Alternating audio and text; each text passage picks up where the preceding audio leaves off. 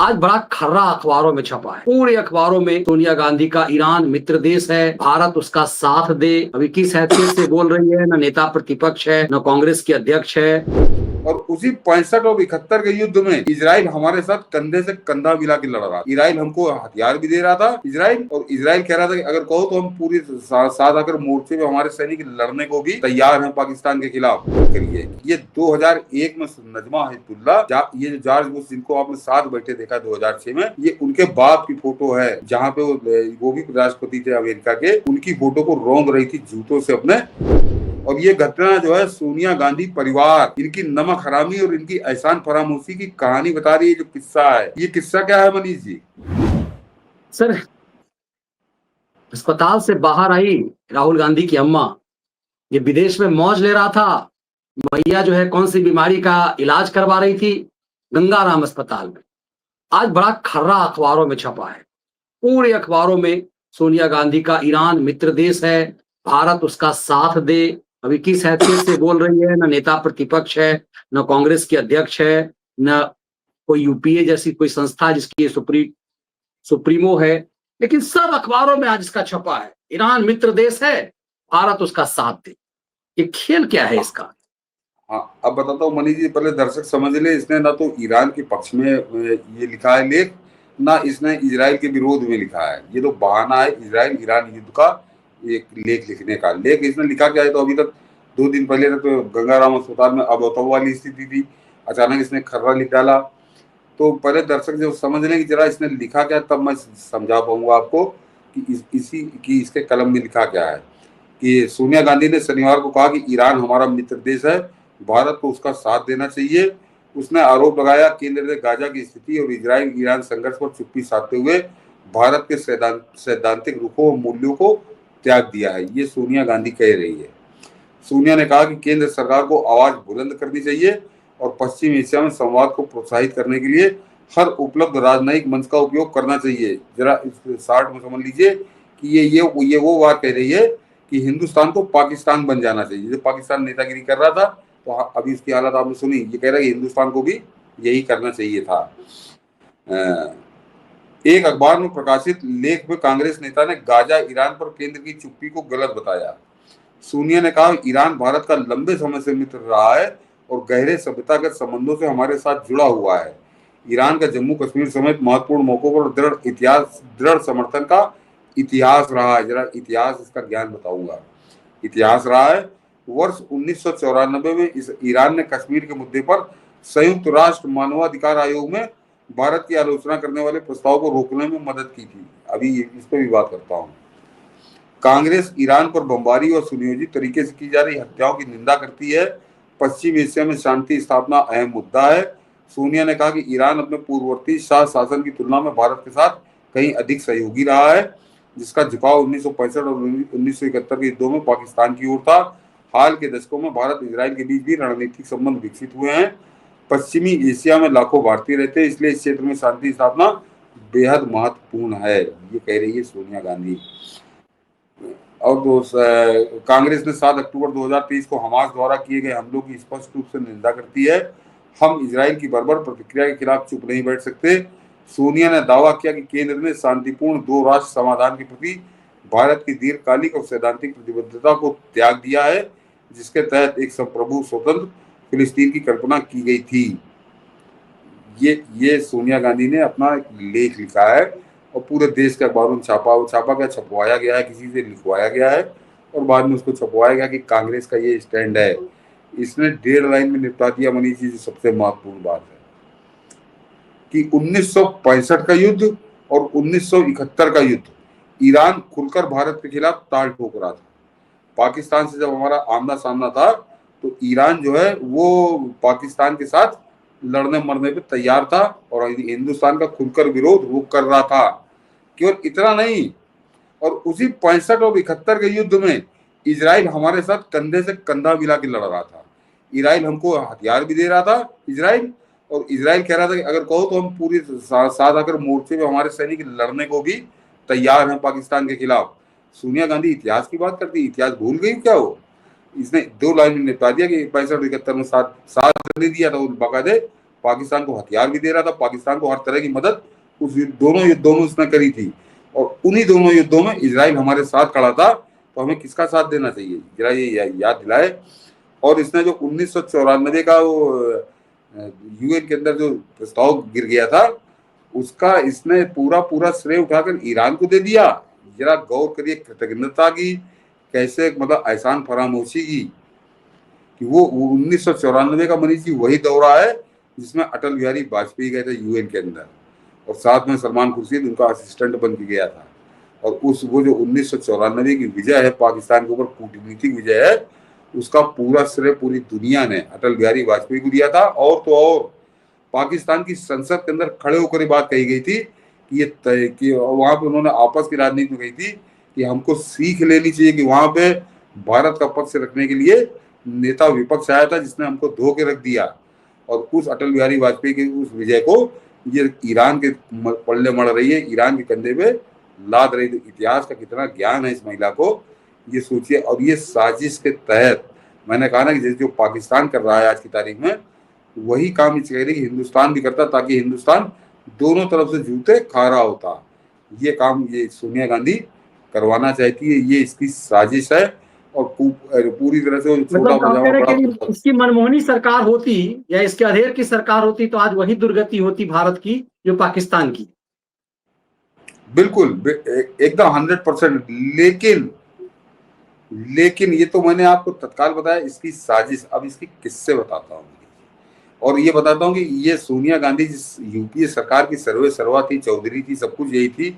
मनमोहन सिंह तो कठपुतला था। जैसे आज का असीम मुनीर के सामने शहबाज शरीफ है, वैसे सोनिया गांधी के सामने मनमोहन सिंह हुआ करता था। बिल्कुल आपको ताजा उदाहरण से बता दे रहा हूँ कि सोनिया गांधी भूल गई शायद, तो याद दिला दूं इसको कि जिस तरह से बता रही ना कि ईरान के साथ हमारे बड़े अच्छे संबंध है, वैसे ही इराक के साथ भी बड़े अच्छे संबंध हुआ करते थे, बड़े अच्छे संबंध हुआ करते थे। और कितनी ज्यादा तेल लगाया करती थी कांग्रेस, ये भी दिखाता हूं। जरा गौर करिए कि जॉर्ज बुश जो राष्ट्रपति थे अमेरिका के, उनके पिताजी की फोटो सद्दाम हुसैन ने अपने दरवाजे के, होटल के दरवाजे के गेट पे लगवाई थी। और उसके ऊपर चलते हुए नजमा हेपतुल्ला गई थी 2001 में। मनी जी फोटो है, जरा दिखा दीजिए, फोटो के साथ समझ इन कांग्रेसियों का दोगला चरित्र और दोहरा आचरण बताता हूँ। ये आज प्रधानमंत्री मोदी को कूटनीति समझा रहे हैं। जरा देखिए कि और ये 2001 की फोटो है। उस समय नजमा हेपतुल्ला राज्यसभा में उपाध्यक्ष हुआ करती थी, वाइस। ये देखिए जरा पूरा दिखाइए मनी जी नीचे से, ये फोटो जरा याद करे सोनिया गांधी।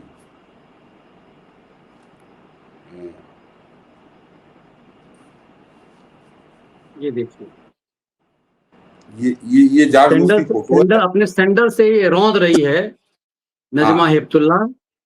ये और चेहरे के ऊपर चल रहा है, ये चेहरे के ऊपर। और ऊपर आइए मनी जी, ताकि खबर भी दिखा दूं इसी पे, इसी के ऊपर खबर भी लगी है कि क्या लिखा है उस पे। ये लिखा है कि Indian deputy speaker of the upper house Najma Heptulla walk over a portrait of former US president George Bush as she enters the Al Rashid hotel in Baghdad 1 September 2001।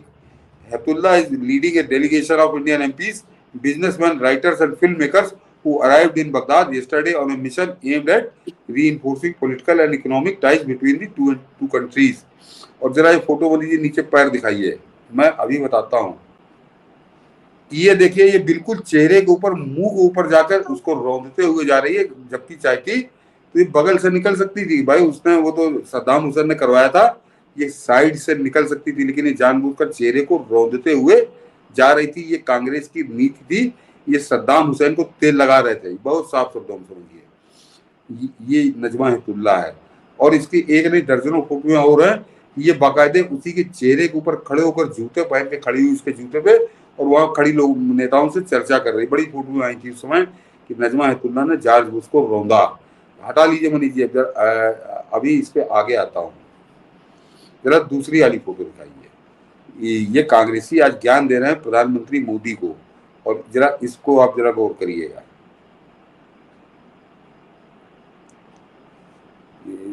उसी में बगल में है, उसी बगल में फोटो है। The chairperson of the National Advisory council, ये आपको ये सितंबर 2001 की फोटो, जरा ये गौर करिए, ऊपर खबर से आइए मुनीष जी, कि the chairperson of the National Advisory Council Shrimati Sonia Gandhi calls on the president of the USA mister George W Bush in New Delhi on March 2006। ये है the chairperson of the National Advisory Council, March 2006। और इसी के नीचे एक और फोटो भी लगी है, इसी मीटिंग की है, आप ये देखिए बगल में है Manish ji. US president George W Bush meets with president of the Indian National Congress party Sonia Gandhi in New Delhi India on March 2006। ये देखिए कैसी खींचे काट रही है, बिल्कुल एकदम हंसते हुए फोटो जॉर्ज बुश के साथ आप देख रहे हैं। और ये मार्च 2006 की है।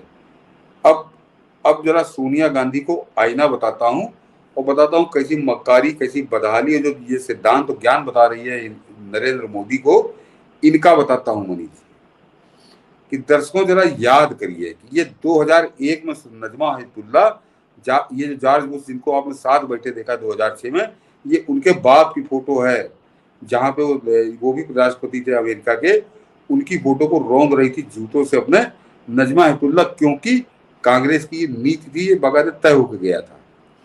और 2001 में वो स्थिति थी, और 2006 में किस तरह से प्यार उमड़ रहा है, कैसे दिल्ली में बैठा के सम्मानित कर रही है, आपने देखा। लेकिन इसी के बीच का एक घटनाक्रम बताता हूं।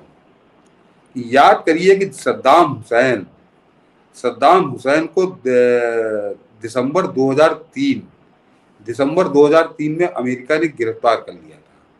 और आपको मालूम है उसके बाद सद्दाम हुसैन को दिसंबर 2006 में फांसी दे दी गई थी। 2003 से 2006 ये 3 साल जो है वो गिरफ्तार रहा था, जेल काटी, उसको जो यात्राएं दी गई सबने देखा। और ये फोटोएं कब की हैं जो अभी आपको दिखाई, ये मार्च 2006 की। यानी ये जो बुश के साथ जब सोनिया गांधी की बड़ी मीठी मीटिंग हो रही थी, उसके 9 महीने बाद सद्दाम हुसैन को फांसी दी गई, और उससे 2.25 साल पहले सद्दाम हुसैन गिरफ्तार हो चुका था। सोनिया गांधी जरा बताए कि जब जॉर्ज बुश के साथ बैठी वो बात कर रही थी, जब खींचे काटते फोटो खिंचा रही थी, तो सद्दाम हुसैन के लिए उसने सद्दाम हुसैन की माफी क्यों नहीं माफ कराई।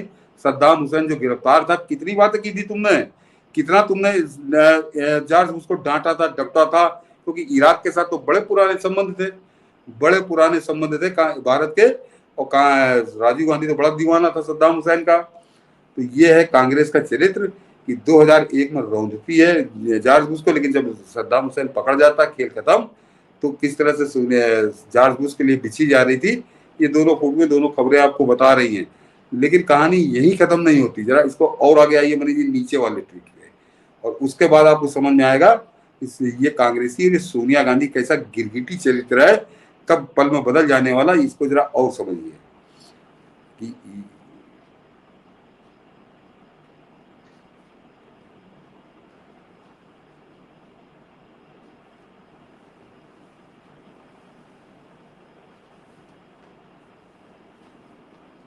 ऊपर वाला है मनीष जी, ऊपर इसके ऊपर है ये जो अभी आप, हाँ ये यही वाला।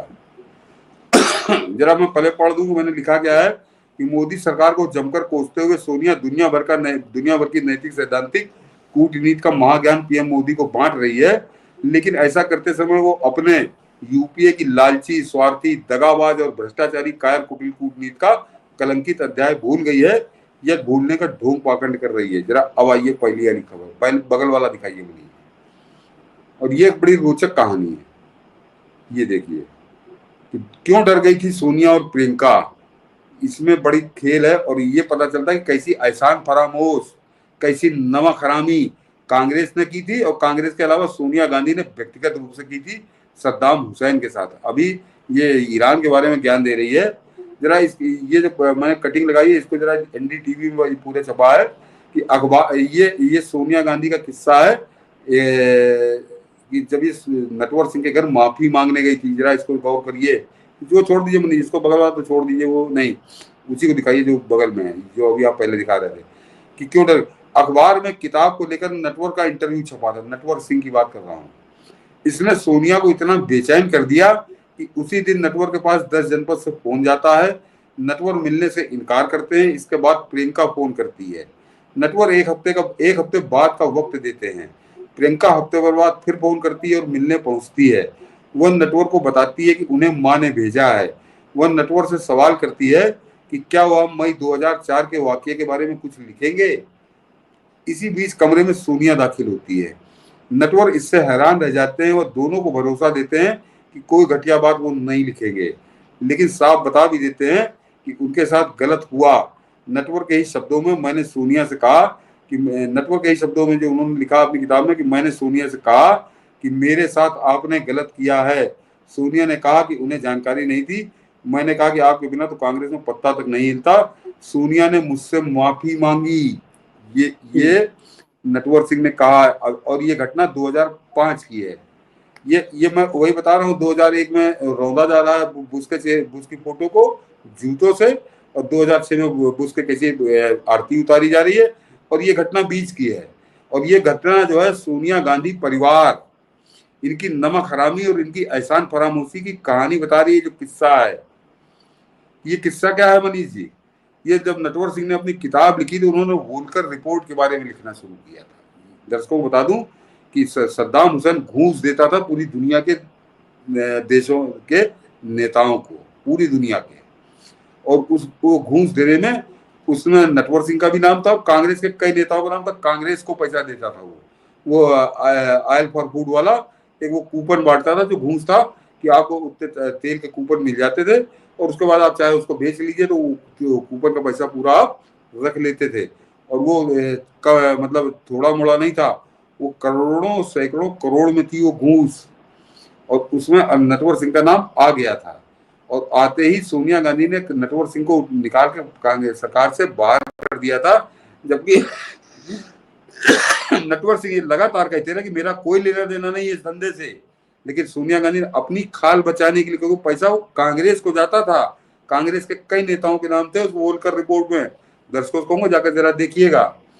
और जो वोल्कर रिपोर्ट से निकाल दिया तो नटवर सिंह बात का पक्का आदमी कि जिस दिन सोनिया गांधी ने निकाला था सरकार से, तो दर्शकों को कहूंगा कि उसके बाद नटवर सिंह मर गए 15-20 साल बाद, लेकिन वो कभी सोनिया गांधी के दरवाजे नहीं गए। सोनिया गांधी उससे माफी मांगने उनके घर गई थी। तो अब आप समझ लीजिए कौन सच्चा है। और माफी मांगने क्यों गई थी? क्योंकि ये खबर उड़ गई थी कि संभवतः नटवर सिंह अपनी किताब में वोल्कर रिपोर्ट के बारे में लिख रहे हैं बड़े डिटेल में। तो सोनिया गांधी और प्रियंका गांधी इसलिए गई थी कि कहीं नाम तो नहीं लिख रहे हैं, क्योंकि बहुत साफ लिखा है कि 2004 की घटनाक्रम के बारे में तो कहीं आप नहीं लिख रहे। प्रियंका ने पूछा था तो कह दिया था कि मैं ऐसी कोई घटिया बात नहीं लिखूंगा। तो ये सोनिया गांधी ये जो सद्दाम हुसैन से घूस लेती थी, जिसके कांग्रेस के नेता सद्दाम हुसैन से घूस लेते थे, उसके हत्यारे के साथ बैठी कैसी गलबैया कर रही है, कैसी मीठी मीठी बातें कर रही है, कैसे हंस हंस के फोटो खिंचा रही है, और ये बैठ के प्रधानमंत्री मोदी को बता रही है कि ईरान के साथ क्या होना चाहिए, क्या नहीं होना चाहिए, क्या गलत है, क्या सही है। तो सोच लीजिए कैसा ढोंग, पाखंड, दगाबाजी एक तरह इसकी मिसाल पेश कर रही है। और उसके बाद ये प्रधानमंत्री मोदी को ज्ञान दे रही है। तो पहले सोनिया गांधी को अपने गिरेबान में झांकना चाहिए, नटवर सिंह को याद करना चाहिए, और नटवर सिंह को नहीं वोल्कर रिपोर्ट को याद करना चाहिए, जिसमें बड़ा कच्चा चिट्टा, बड़ा पूरा काला चेहरा कांग्रेस का पूरी तरह से सना नजर आता है, डामर पुता नजर आता है। और जो कूटनीति की बात करती हो, तो कूटनीति के नाम पर कैसा भ्रष्टाचार, कैसे दगाबाजी, कैसे एहसान फरामोशी, नमक हरामी, सब कुछ तो है उसमें। प्रधानमंत्री मोदी के 11 साल हो गए, आज तक उंगली नहीं उठी है उनके ऊपर इस तरह के कारनामे। तो ये सोनिया गांधी का ये चरित्र है। और उसके बाद जो खर्रा लिखती है, तो यहाँ के खैराती, यहाँ के जितने, क्या बोलूं मैं उनको, वो कहते हैं सोनिया गांधी ने लिखा, सोनिया गांधी ने लिखा। अरे सोनिया गांधी से पूछे जरा तुम क्या कर रही थी? तुम सारी कूटनीति तो किनारे कर दीजिए मनीष जी, कि कम से कम सद्दाम हुसैन की पीठ में छुरा तो कांग्रेस को तो नहीं मारना चाहिए था, जो बाकायदे घूस ले रही थी। वोल्कर रिपोर्ट कह रही है इसको कि उससे करोड़ों रुपया, सैकड़ों करोड़ों रुपया तुम लील गए। और उसकी पहले जब तक वो ताकत में था, उसकी चमचागिरी में किस तरह से रौंद रहे थे जॉर्ज बुश के बाप को, और बाद में उसी जॉर्ज बुश के जूते में पॉलिश लगाने लगे। बाद में तुमने उसी के इशारे पर किस तरह के आगे नाटक किए। तो ये आज जरा सोनिया का काला चेहरा भी दिखाना जरूरी था। तो सोचिए, और ये सब लग रहा है कि किस लिए, एक ईरान के लिए, जिस ईरान के साथ हमारे क्या रिश्ते हैं भाई, इसमें हमें कहना कि न ऊधो को लेना न माधो को देना, इस युद्ध में हमारा क्या लेना देना है, दुनिया के किसी देश का क्या लेना देना, हम यहाँ ये जो है फन्ने खा मनने चले थे। सोनिया गांधी, ऐसा लग रहा है कि उन्हें लग रहा है कि तुष्टीकरण का जो वोट है ईरान को पड़ रहे जूते से, ये सोनिया के ये लेख मरहम का काम पड़ेगी। लेकिन आपने पूरी गाथा सुना करके सचमुच बेनकाब कर दिया। मुझे लगता है कि इतने साक्ष्यों का निचोड़ है। हम व्यूअर से जरूर आग्रह करेंगे कि इस वीडियो को आप ज्यादा से ज्यादा संख्या में साझा कीजिए, ताकि सोनिया गांधी का ये अनजान चेहरा जो है वो दुनिया के सामने बेनकाब हो सके। बेईमान, भ्रष्टाचारी, गिरगिटी चरित्र वाला चेहरा है ये, जो अभी आपको 20 मिनट में मैंने बताया है। इसमें बेईमानी भरपूर, दगाबाजी भरपूर, गिरगिट की तरह रंग बदलने का पूरा भरपूर, और भ्रष्टाचार का तो भंडार, ये सारा इसमें समावेश है। और किस तरह से रंग बदलती थी ये, और आज ये प्रधानमंत्री मोदी को ईरान के बारे में कूटनीति समझा रही है। तो सोच लीजिए कैसा पाखंड कर रही है ये, कैसा पाखंड कर रही है। सोचिए, तब समझ में आता कि चाइना में क्या कर रही थी इंडियन नेशनल कांग्रेस और कम्युनिस्ट, चाइना की कम्युनिस्ट पार्टी के बीच क्या गठजोड़ कर रही थी। तब सर समझ में आता है कि आज ये मुनीरवा को जो वैल्यू दे रहा था ना, भाई प्रधानमंत्री कोई और है, वैल्यू मुनीरवा को, प्रधानमंत्री हमारा मन्नू था, हाँ मन्नू था प्रधानमंत्री, और वैल्यू इसके बोके को दिया जा रहा था। बोका सुपर प्राइम मिनिस्टर बना हुआ था, और ये साइन करवा रही थी बोका से, याद है ना वो तस्वीर, बोका साइन कर रहा था और ये सुपर प्राइम मिनिस्टर ये बनी हुई थी। अमेरिका और चाइना, इसका मतलब है सर ये प्रयोग जो मुनीर वाला प्रयोग अमेरिका ने किया, वो सोनिया के संग ये प्रयोग चाइना पहले कर चुकी थी कि प्राइम मिनिस्टर को कोई वैल्यू नहीं, मनमोहन सिंह को, ये मोदी का वैल्यू, ये हमारे लोकतंत्र का अपमान था जो आज अमेरिका ने किया है, पाकिस्तान का अपमान, ये हमारा हो चुका हुआ है। और ये आप ज्ञान दें। मैं और बता दूं मनीष जी कि उस समय जब नटवर सिंह को निकाला था कांग्रेसी, अब तो उनका ध्यान तो चुका, ये कांग्रेसी तरह तरह की बातें करते हैं सब दुनिया भर की, लेकिन जब से सोनिया इस हिंदुस्तान में आई है, सन 68 में उसकी शादी हुई थी राजीव गांधी से। मैं बड़ी गंभीर बात कहने जा रहा हूँ कि 68 से आज हम 2025 में हैं, यानी 32 साल के आप उधर रख लीजिए, 25 साल इधर, 57 बरस हो गए सोनिया को यहाँ आए हुए, थोड़ा समय नहीं, 55 बरस का तो अधेड़ घूम रहा है। कि 57 साल के जो ये हिंदुस्तान में रही, आपने कहीं कोई खबर पढ़ी आज तक ऐसी कि सोनिया गांधी माफी मांगने घर गई हो? एक ही खबर है, ये नटवर सिंह की। जरा इसलिए इस समाचार का महत्व समझिए कि सोनिया गांधी किसी के घर माफी मांगने गई हो, और वो भी उसने मना कर दिया तो बिना बुलाए चली गई माफी मांगने के लिए। ये बाकायदे एक घटनाक्रम है 2005 का। तो इसका मतलब उससे जुड़ी जितनी बातें हैं जो बोलकर रिपोर्ट में बात कर रहा हूं, वो सच हैं। डर था कि नटवर सिंह सब कुछ जानते थे। ये है काम सोनिया गांधी का चेहरा, कांग्रेस का चरित्र। और ये चरित्र देश को आज की तारीख में जानना बहुत जरूरी था, इसीलिए हमने इस महत्वपूर्ण कड़ी को इस विषय से जोड़ा है।